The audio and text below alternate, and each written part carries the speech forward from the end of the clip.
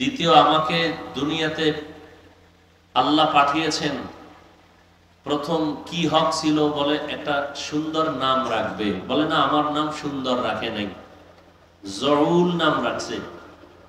আমরা বলি জুয়েল, সন্তানের নাম কোয়েল, দোয়েল, হাসি, বৃষ্টি, সবুজ, গম্বুজ, সন্তানের নাম, যেগুলো মুখে নিতে লজ্জা লাগে। অথচ সারা দুনিয়ার কোন বেঈমানের ঘরে আব্দুর রহমান নামে কোনো ছেলে নেই। সারা দুনিয়ার বিধর্মীদের ঘরে রহিমা নামের কোনো মেয়ে। আমরা কেন এত বেহায়া বেলাজা যে আমরা মুসলমানের ঘরে ঘরে বেঈমানের নাম? কোরআন হাদিসে কি ইসলামের নামে টান পড়ছে? কেন রাখেন না? আল্লাহ এমনি শান্তি দিবে, আল্লাহ আপনার কাছে ঠেকা। অথচ সহিহ হাদিসে আল্লাহ রাসূল বলেন, কিয়ামতের দিন একটা মানুষকে শুধু নামের বরকতে নাজাত দিয়ে দিবেন।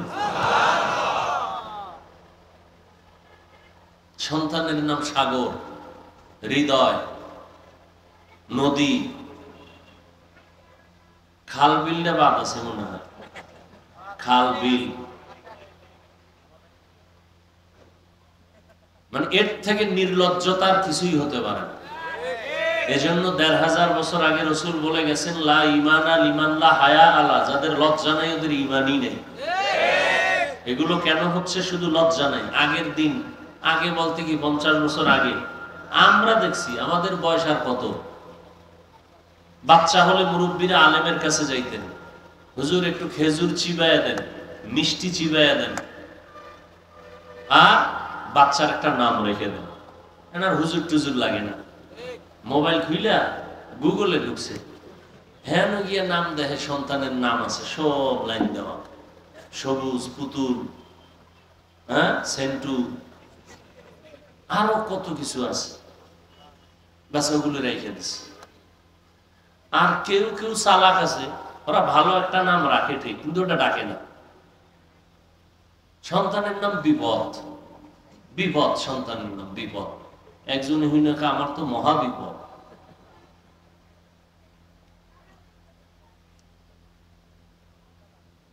এরপরও বাংলাদেশে কিছুটা এই ওয়াজ মাহফিল থাকাতে আছে, নাইলেও থাকতো না। এখন এই ওয়াজ মাহফিলও বন্ধ করার জন্য ষড়যন্ত্র চলতেছে। কোরআনের আওয়াজের সাউন্ড কমাও, বহু বন্ধু আছে। গানের সাউন্ড কমাও, একজন বন্ধু হইল না।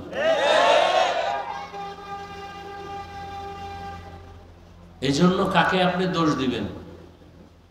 সব আওয়ামদের উপরে দোষটা চাপাই দিলে হবে না, নিজের ঘরেও কিছু দোষ নেওয়া দরকার, নিজের ঘরেও। আল্লাহ আমাদের সব ভাইকে হেদায়েত দান করুন। মা বাবার দায়িত্ব সন্তানের উপর। প্রথম একটা নাম রাখবে। قال النبي صلى الله عليه وآله وسلم من ولد له ولد فليحسن اسمه وأدبه فإذا بلغ فليزوج فإن بلغ ولم يزوج فأصاب اسما فإنما اسمه على أبيه أو كما قال النبي عليه الصلاة والسلام। পয়গম্বর বলেন, ও সন্তানের মা বাবা, জমিনের মধ্যে সন্তান ভূমিষ্ঠ যদি হয়, ভালো একটা নাম রাখো। 7 দিনের দিন তার চুল ফালাও। সমর্থবান যদি হও, আকিকাটা দাও। সুন্দর একটা নাম রাখো, আদব শিক্ষা দাও। দুনিয়াতে আদবের শিক্ষা শ্রেষ্ঠ শিক্ষক রাহমাতুল লিল আলামিন। নবীর শিক্ষা ছাড়া আর কোন আদবের শিক্ষা, সবগুলো বেয়াদবি, সবগুলো বেয়াদবি। জন্ম নিছে মুসলমানের ঘরে, বাবা মুসলমান, মা মুসলমান, ছেলের নাম আব্দুর রহমান। শিক্ষকের সাথে বেয়াদবি করে কেন? বলে মুসলমানের ঘরে জন্ম নিছে ঠিক, কিন্তু শিক্ষাটা মুসলমানি কায়দায় পায় নাই, মুহাম্মদের শিক্ষা পায় নাই। সালামটা দিতে পারে না, আইএ পাস, বিএ পাস, দুনিয়ার সব পাস, দুনিয়ার সব পারে আসসালামু আলাইকুম এই দুইটা শব্দ শুদ্ধ করে পারে না। আর এক কুলাঙ্গারের বাচ্চা কোন জায়গায় বইয়ে বলতেছে শুদ্ধ করে সালাম দিলে জঙ্গির গন্ধ পাওয়া যায়। আসসালামু আলাইকুম এই দুইটা শব্দ শিখতে কি মাদ্রাসায় যাওয়া লাগে? হ্যাঁ, অথচ বিএ পাস এই শব্দ দুইটা পারে না। সালাম দেয় সালামালাইকুম, তার মানে তোর উপরে খোদার গজব। হে ঘুরায় খাও আলাইকুম, তোর উপরে আগে ঘুরুক। নির্লজ্জ মুসলমান সালামটা পর্যন্ত শিখে নাই। সালাম দেয় মানে তোর উপরে গজব, সালামালাইকুম মানে তোর উপরে আল্লাহর গজব। অথচ সালাম শান্তি, আসসালামু আলাইকুম বাস এতটুকু শব্দ শুদ্ধ করে পারে না। দুনিয়ার সব আকাম পারে। আল্লাহ হেদায়েত দান করুন। আমিন। আপনারা চিল্লেন না, এখানে চিল্লেনের কিছু আছে। ভালো এত গজব গেল দেশটা, এরপরও ভালো হইলেন না। আপনারা এই আবেগ টাবেগ দিয়া আমগো হুজুর গো বহুত বিপদে ফেলাইছেন, আর কত ফেলবেন। বহুত তাল দিছেন হুজুর গো, ইমামরে দিয়া নাই, আমনে নাই।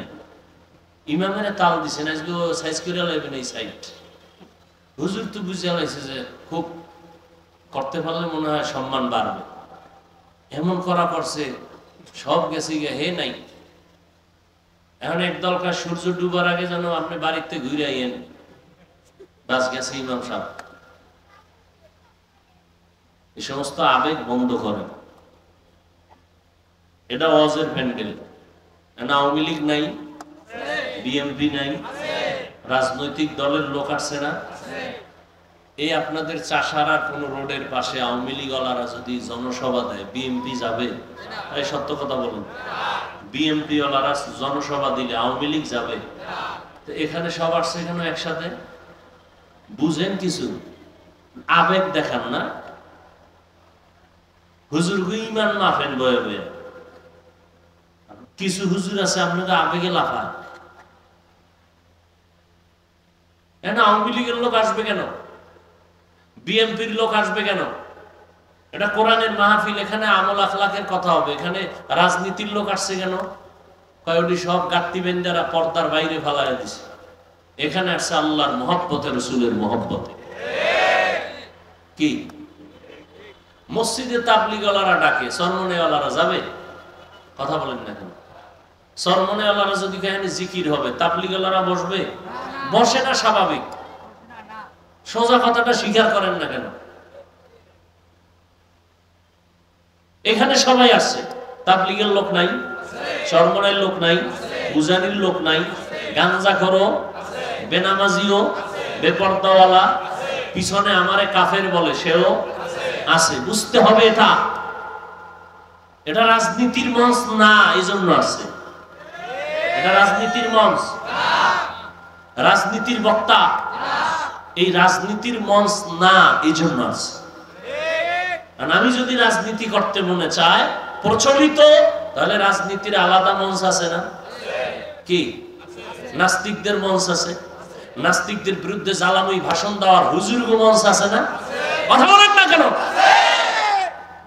রাজনীতি করতে চাইলে হুজুরগ মঞ্চে যাও। খেলাফত আন্দোলন, খেলাফত মজলিস, ইসলামী আন্দোলন, জামায়াত, অভাব নাই। ওখানে গিয়ে চিৎকার দাও সরকার, 12 ঘন্টার মধ্যে লাল বাতি জ্বালায় দেন। কি কথা বলেন না কেন? এটা রাজনীতির মঞ্চ। রাজনীতির মঞ্চে রাজনীতির আলাপ।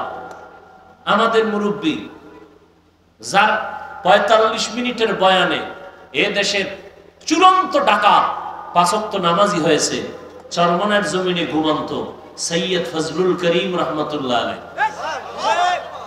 জীবনভর দেখছি আর শিখছি। কি দেখছি?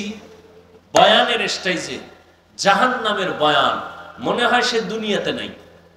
কবরের আযাবের বয়ান, কত বড় নিকৃষ্ট অন্তরওয়ালা।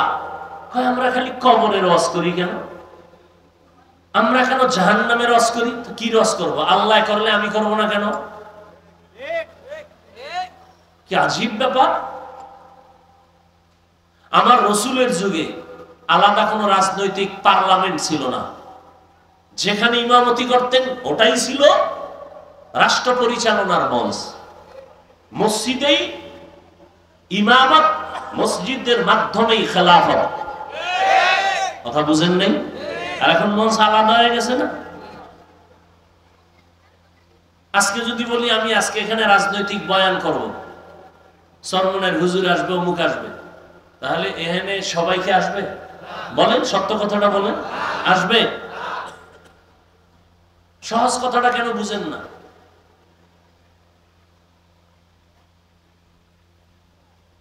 আবার যখন চরমনের হুজুরে পল্টনে বক্তব্য দিতেন, মনে হয় সে দুনিয়ার জগৎ সম্পর্কে শিক্ষক, কবর জগৎ, আখেরাত সম্পর্কে তার কোনো চিন্তাই নেই। সে এখন রাজনীতি মানুষকে শিখাইতেছে, মনে হয় রাজনীতির শিক্ষক হয়ে মানুষকে রাজনীতি শিখায়।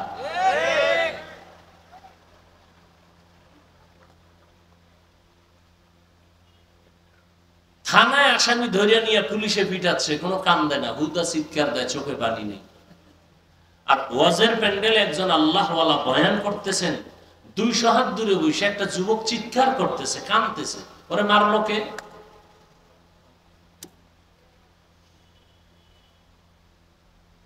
লা ইকরাহা ফিদ্দীন, ধর্ম নিয়ে কোনো জোর জবরদস্তি করা জায়েজ নেই। কানে ধরে কাউকে রোজা রাখানো যাবে না, রাখাইলে সওয়াব হবে না। তাহলে এই লোকগুলোর কি করা যায়? আল্লাহ কয় এদের ওয়াজ করো, ওয়াজ। কেমনে ওয়াজ করবা? কয় মাঝে মাঝে কিয়ামতের ঘটনা কও, জাহান্নামের ভয় দেখাও, জান্নাতের সুসংবাদ, নেক আমল করলেই শান্তি। মাঝে মাঝে কিসসা কাহিনী কও। কি কও? মা কিসসা কাহিনী কও। ওরা কিসসা কাহিনীর পৃথিবীর শ্রেষ্ঠ কিতাব কোরআন শরীফ, হাদিস শরীফ কিসসা কাহিনীর শ্রেষ্ঠ কিতাব। ওই মূর্খরা জানে না কোরআন শরীফে হাতির কিসসা নাই? এই পণ্ডিত সাহেবরা বলেন না কেন? কোরআন শরীফে সাপের কিসসা নাই? কোরআন শরীফে গরুর কিসসা দিয়েই তো সূরা বাকারা শুরু। কিসসা কাহিনী কয়। কিসসার গাইড বুক শ্রেষ্ঠ কিতাব কোরআন শরীফ, কিসসা কাহিনীর শ্রেষ্ঠ কিতাব হাদিস শরীফ। পিপিলিকার কিসসা নাই কোরআনে? হাতির কিসসা নাই? বাঘের কিসসা নাই? কি আজীব কথা। মশা মাছির কিসসা আছে না নাই? স্পষ্ট। সূরা আনকাবুত, সূরা নামল পিপিলিকার সূরা, সূরা ফিল হাতির সূরা। এই সব ভেজালের মূল। আমি তো মাঝে মাঝে কই যেন জলে এক দলে। আমি যে বলি বেঈমান নিয়ে টেনশন নাই, টেনশন হলো ইসলামের ব্যানারওয়ালা মুনাফিক নিয়ে। ভেজাল্লে হইলো মুনাফিকেরা। চাপাবাজি করে আমরা ইসলাম চাই, তোমার দাড়ি নেই কেন? ইসলাম চাই, মাথায় টুপি নেই কেন? ইসলাম চাই, মদিনার পোশাক নাই কেন? চাপাবাজি করে আমরা ইসলাম চাই। ইসলাম চায় না, ইসলামের নাম ব্যবহার করে ক্ষমতার চেয়ার চায়।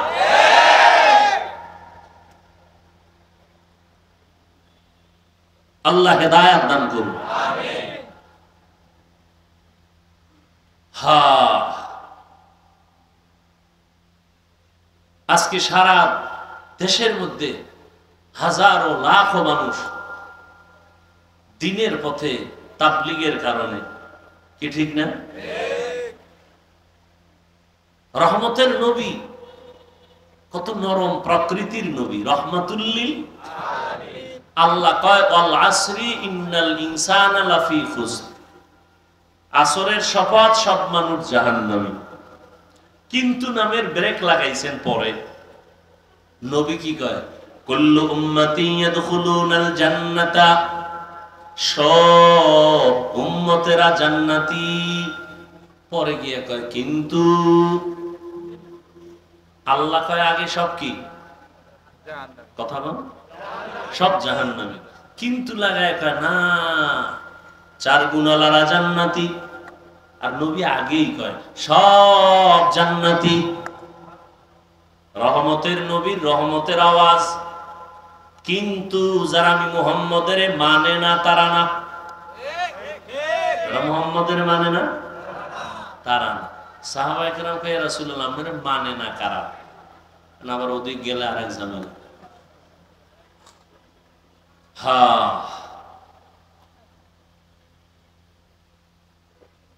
আল্লাহ আমাদের হেদায়াত দান করুন। এক যুবক গেছে নবীর গেছে, কোথায়?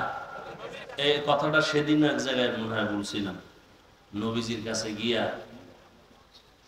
ইয়া রাসূলুল্লাহ, একটা পাপের অনুমতির জন্য। কিসের?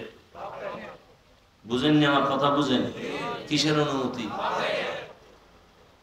আচ্ছা চিন্তা করেন তো, দোজাহানের সরদার, তার কাছে সাহাবায়ে কেরাম বসা, কষ্টি পাথর সব। এই যুবক গিয়ে আমি একটা পাপ করব, অনুমতি চাই। কি পাপ? জিনা করব। কি করবে?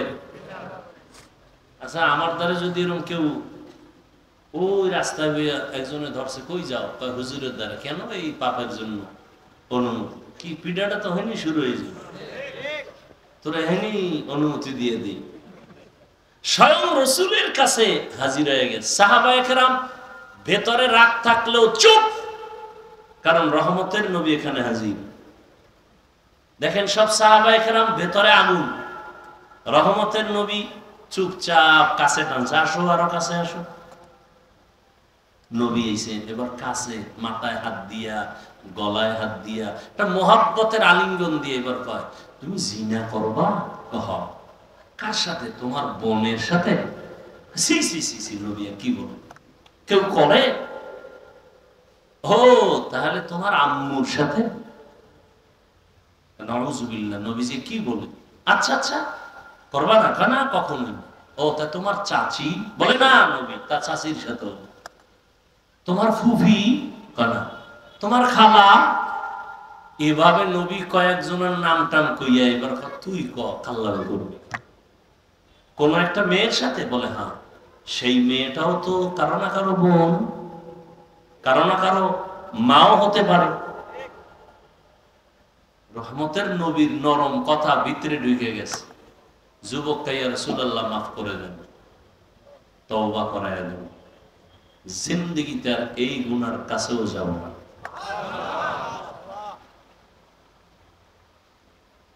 আহ ফাবিমা রাহমাতিন মিনাল্লাহি লিনতা লাহুম ওয়ালাউ কুনতা ফাদদান গালিযাল কলবি লানফাদ্দু মিন হাওলিক। ও নবী, আপনার অন্তর খুব নরম। যদি কঠোর হইতো তাহলে সব ভেঙে যাইতো, ভেঙে। কিন্তু নরম, এতটাই নরম যে আপনার কথা শুনে দুশমনও বন্ধু হয়ে যায়। লা তামুদ্দান্না আইনাইকা ইলা মা মাত্তা'না বিহি আজওয়াজাম মিনহুম ওয়া লা তাহজান আলাইহিম ওয়াখফিজ জানাহাকা লিল মুমিনিন। নবীরে কয়, আপনি মুমিনদের বেলায় ডানা মেইলা বিছায়া দেন, ডানা বিছায়া দেন, সবাই যেন আইসা জায়গা পায়। হিংসার বিন্দু কোনো যেন আশ না থাকে। ডানা বিছায়া দেন মুমিনের জন্য। এই জন্য মাত্র 13 বছর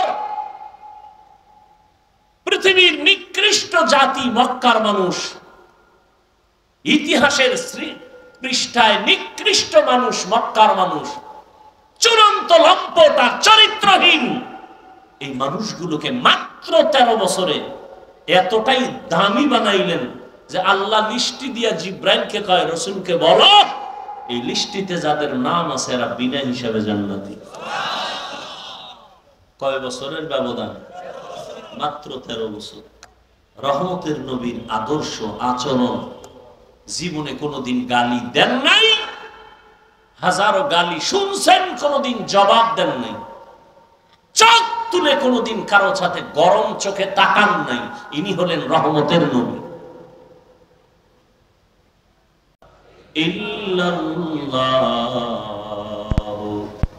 মুহাম্মাদুর রাসূলুল্লাহ।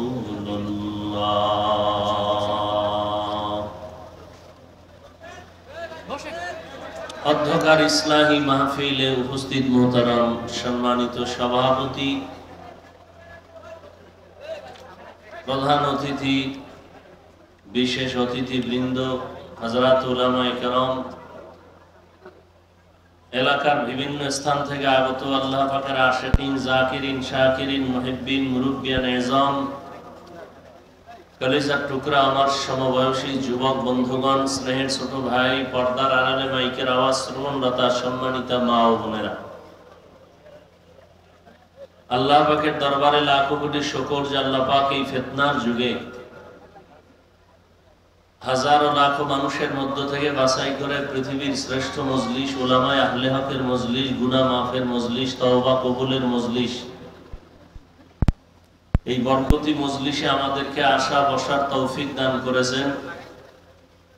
নেয়ামতের শুকর আদায়ার্থে মুহাব্বতের দিল থেকে জবান খুলে পড়ি আলহামদুলিল্লাহ।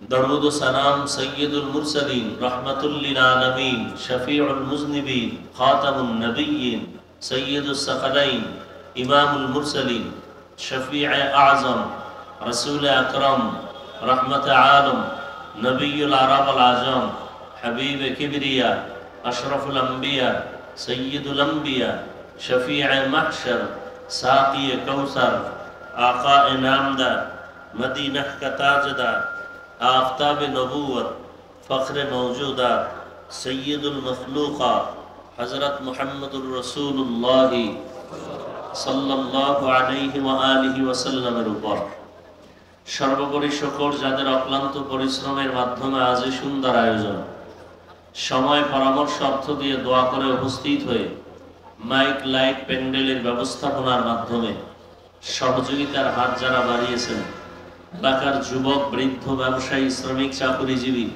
বিভিন্ন শ্রেণী পেশার মানুষ, জনপ্রতিনিধি, প্রশাসন, উলামায়ে হযরত, আইম্মায়ে মাসাজিদ, মাদ্রাসা কর্তৃপক্ষ, প্রত্যেককেই আল্লাহ পাকের খেদমতের বরকতে দুনিয়াতে শান্তি, পরকালে চিরমুক্তির ব্যবস্থা করে দিন। আমিন। হযরত উলামায়ে কেরাম কোরআন সুন্নাহ ভিত্তিক দিক নির্দেশনামূলক আলোচনা রেখেছেন। বিশেষ করে বাংলাদেশের প্রথিত যশা হাজারো লাখো আলেমের উস্তাজুল উলামা হযরত মাওলানা মুফতি দিলাওয়ার হোসেন দামাত বারাকাতুহুম, আল্লামা মুফতি আবু সাঈদ সাহেব দামাত বারাকাতুহুম, হযরতুল আল্লাম আব্দুল আউয়াল সাহেব দামাত বারাকাতুহুম সহ অনেক উলামায়ে কেরাম আলোচনা করেছেন। এবং আমার উস্তাজ মুহতারাম স্টেজে আছেন, যার দোয়া আর মুহাব্বতের টানে এখানে দাওয়াত নিয়েছি। সংক্ষিপ্ত কিছু কথা বলার জন্য হাজির হয়েছি। আমাদের মুরব্বী উলামায়ে কেরাম যে কথাগুলো বলেছেন, হয়তো অনেকে শুনেছেন, অনেকে শুনেন নেই। আল্লাহ পাক সবাইকে তাদের কথাগুলো সহি তরিকায় আমল করার তৌফিক দান করেন। আমিন। উলামায়ে আহলে হক সহ সমস্ত উলামায়ে কেরামদের ইজ্জতকে আল্লাহ বেশি বেশি বাড়ায় দেন। ফেসবুকে লেখার দ্বারা, বিভিন্ন ষড়যন্ত্রের মাধ্যমে যারা আলেমদের ইজ্জতকে ছোট করার ষড়যন্ত্রে লিপ্ত, আল্লাহ ওদের হেদায়েত দান করুন। আমিন। কোরআনে হাকিমের এক আয়াতে কারীমা সূরা আলে ইমরান থেকে তেলাওয়াত করেছি। নবীজির হাদিস থেকে একটি হাদিসের অংশ পড়েছি। আয়াত ও হাদিসের আলোকে ইখলাস ও রুহানিয়তের সমন্বয়, সহি নিয়তে, সহি তরিকায় সহি কিছু কথা বলার মতো, শুনবার মতো আমাকে আপনাদের প্রত্যেককেই আল্লাহ পাক তৌফিক দান করেন। আমিন। বড় বরকতের মজলিস। আমি বান্দার গ্যারান্টি না থাকলেও বহু আল্লাহ পাকের খাস বান্দা এখানে আছেন যাদের আমিন কবুল হওয়ার আশা করা যায়। প্রথমে দোয়া করি আল্লাহ মাহফিলের বরকতে গোটা এলাকা বরকতপূর্ণ করে দেন। আমিন। মাদ্রাসা কবুল করে নেন। আমিন। মাদ্রাসার স্থায়ী জায়গার প্রয়োজন আল্লাহ ব্যবস্থা করে দেন। আমিন। ঘর করার জন্য অনেক অর্থের প্রয়োজন, ইট, বালু, সিমেন্ট, রডের প্রয়োজন, আল্লাহ কুদরতের দ্বারা ব্যবস্থা করেন। আমিন। আল্লাহ পাক জানেন কিভাবে করবেন। আল্লাহ আসমান থেকে নিচে এসে দিবেন না, আল্লাহ পাক কোনো বান্দা বান্দির মাধ্যমে করবেন। আল্লাহ যাকে পছন্দ করেন, যার টাকা আল্লাহর কাছে মহব্বতের হবে, এরকম এক বান্দা হোক বান্দি হোক, আল্লাহ তার টাকা কুদরতের দ্বারা কোরআনের এই মাদ্রাসার দরওয়াজায় পৌঁছায় দেন। ওলামায়ে কেরাম কারো কাছে গিয়া সুয়াল করবে, দৌড়াবে, এটা শান না। ওলামায়ে কেরামের কাছে অন্য উম্মতরা আসবেন, এটাই শান। আল্লাহ পাক সে ব্যবস্থা করে দেন। আমি যে আয়াত পড়েছি, আল্লাহ পাক রব্বুল আলামিন বলেন, ইয়া আইয়ুহাল্লাযীনা আমানুত্তাকুল্লাহা হাক্কা তুকাতিহ, হে দুনিয়ার মুমিন, তোমরা আল্লাহকে ভয় করো তথা তাকওয়া অর্জন করো, হক আদায় করে বা ভয় করার মতো। ওয়ালা তামুতুন্না ইল্লা ওয়া আনতুম মুসলিমুন, এবং কেউ তোমরা মুসলমান না হওয়া পর্যন্ত মৃত্যুবরণ করিও না। নবীজি বলেন, আলা কুল্লুকুম রাঈন ওয়া কুল্লুকুম মাসউলুন আন রাইয়াতিহি, সাবধান হে উম্মত, তোমরা প্রত্যেকেই দায়িত্বশীল। আল্লাহর আদালতে দায়িত্বের কারণে জবাবদিহিতার কাঠগড়ায় প্রত্যেককেই হাজির হতে হবে। আল্লাহর রাসূল এখানে প্রত্যেকটা মানুষকে দায়িত্বশীল করে দিলেন। হাদিসটা রাসূল যখন সাহাবায়ে কেরামদের সামনে ব্যক্ত করলেন, সাহাবায়ে কেরাম প্রশ্ন করলেন, ইয়া রাসূলুল্লাহ, দায়িত্বশীল কে, কার উপর, কি পরিমাণ? নবীজি বললেন, যার অধীনে যারা বসবাস করে, অধীনস্থদের যিনি গার্ডিয়ান, মালিক, কর্তা, তিনি দায়িত্বশীল। যেমন মা বাবা সন্তানের গার্ডিয়ান, সন্তান মা বাবার অধীন, অতএব মা বাবা সন্তানের দায়িত্বশীল। স্ত্রী স্বামীর অধীন, প্রত্যেক স্বামী স্ত্রীর দায়িত্বশীল। প্রত্যেক ছাত্র শিক্ষকের অধীন, শিক্ষক ছাত্রের দায়িত্বশীল। প্রত্যেক ইমাম, খতিব, মসজিদের মুসল্লিদের দায়িত্বশীল। একজন ওয়ার্ডের মেম্বার, কমিশনার, ওয়ার্ডের মানুষের দায়িত্বশীল। ইউনিয়নের চেয়ারম্যান, উপজেলা চেয়ারম্যান, ওই অঞ্চলের ভোটারদের দায়িত্বশীল। এমপি তার আসনের দায়িত্বশীল। সরকার গোটা দেশবাসীর দায়িত্বশীল। উলামায়ে আহলে হক গোটা উম্মতের দায়িত্বশীল। আল্লাহর নবী বলেন, দায়িত্বশীলরা রেডি হও, আল্লাহর কাছে দায়িত্বের কারণে জবাবদিহিতার কাঠগড়ায় দাঁড়াতে হবে। এখন মা বাবা সবসময় চিন্তা করতে হবে সন্তানের দায়িত্ব পালন করছেন কিনা। স্বামীকে চিন্তা করতে হবে স্ত্রীর দায়িত্ব পালন করছেন কিনা। কিয়ামতের দিন আল্লাহ পাক কড়ায় গণ্ডায় হিসাব নেবেন। হিসাব নিয়ে এরপরে আল্লাহ ফয়সালা দিবেন।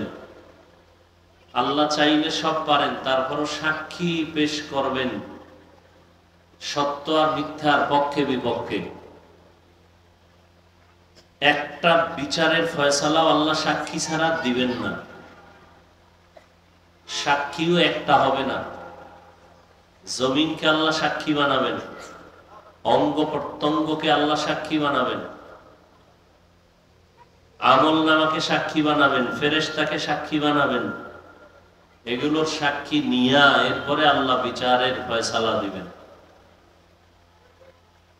অতএব দায়িত্ব পালন করার দরকার। কতটুকু দায়িত্ব পালন করতে পেরেছি? সন্তান হযরত ওমরে ফারুক রাদিয়াল্লাহু তাআলা আনহুর দরবারে বাবার বিরুদ্ধে বিচার দিলেন। বাবা না, সন্তানের বিরুদ্ধে বিচার দিল বাবা।